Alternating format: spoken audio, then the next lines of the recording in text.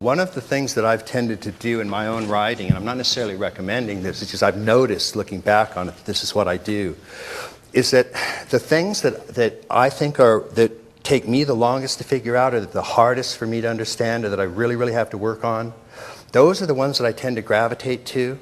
And then once I sort of get something that I think makes sense, or it's really obvious to me that I think that's right, I sort of just write a paragraph or two about it and go on to the next thing, because I know somebody's going to figure that one out.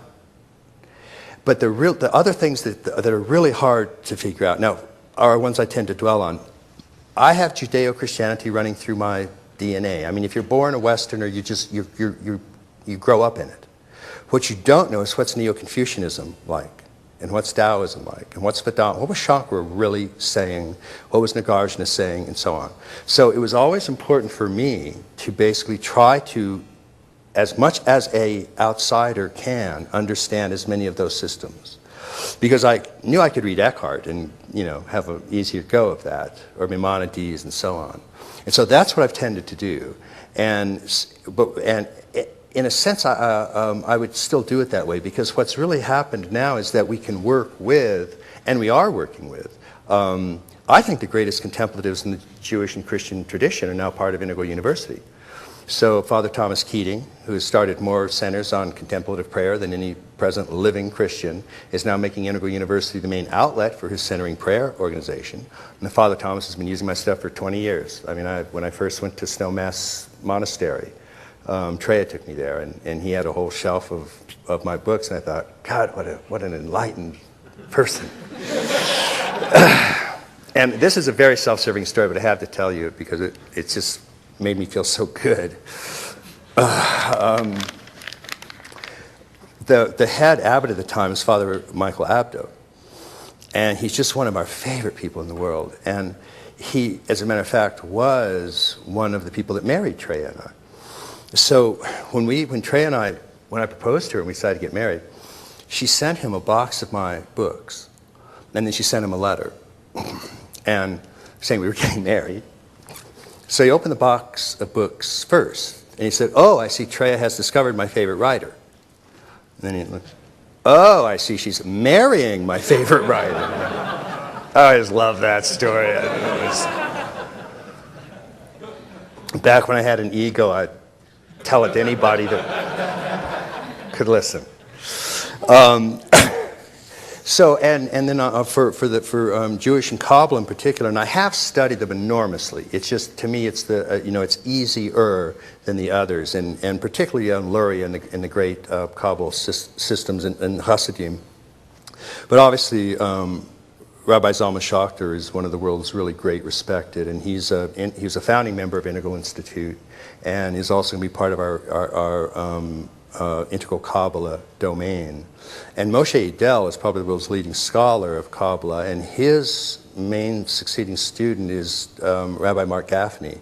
And Gaffney is actually heading the Integral Kabbalah domain and is writing a book on Integral Kabbalah. Now, when I say Integral Kabbalah, I mean Aqual Kabbalah.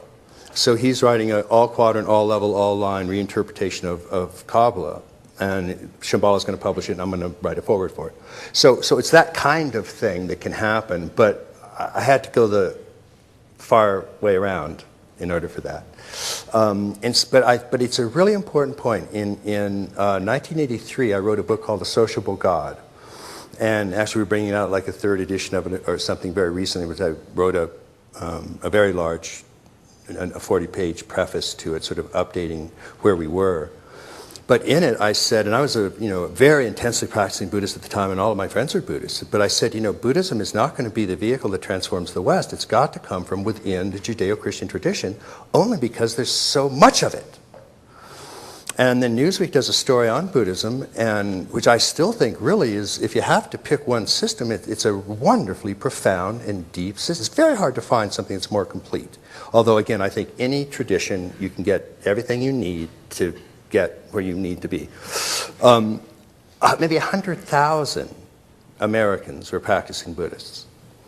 That's just frightening because, there are like 300 million of that other religion out there. But that's not the point. The point is, what's the depth of consciousness that any religion allows? And we tend to have a slanted view. We tend to think because the great contemplative Buddhists and Hindus and Taoists come over here, that everybody over there is contemplative. No, less than 1% over there is contemplative as well as that. So most of the people brought up on Buddhism or Hinduism, it's exoteric.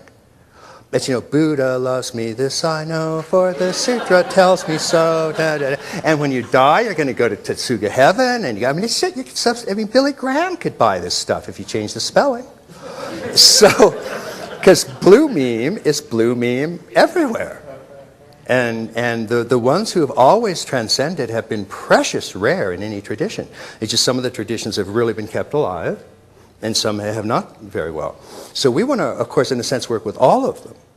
We want the Hindu practice and the Taoist practice and the Buddhist practice to remain what it is. We don't want Vipassana to change. There's no way to, it does exactly what it's supposed to do.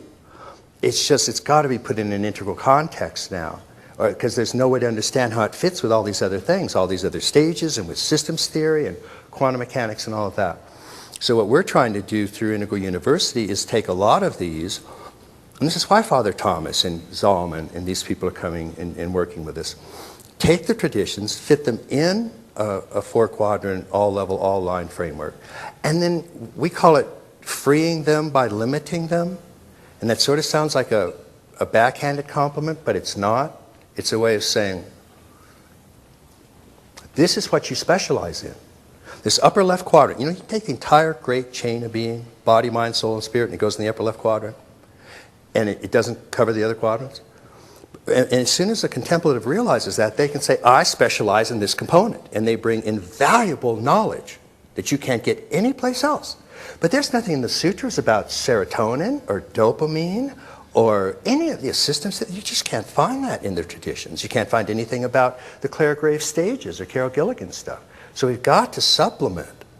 Supplement means supplement. It doesn't mean get rid of. Because what they do brilliantly. And the unfortunate thing is because there's not an obvious way of how that fits into the modern and postmodern world, the modern and postmodern world is throwing it out. And that's the disaster. So we say if you limit your claims and say this is what we're doing, then it frees you to focus on what you're doing, and then the world will start to listen to you.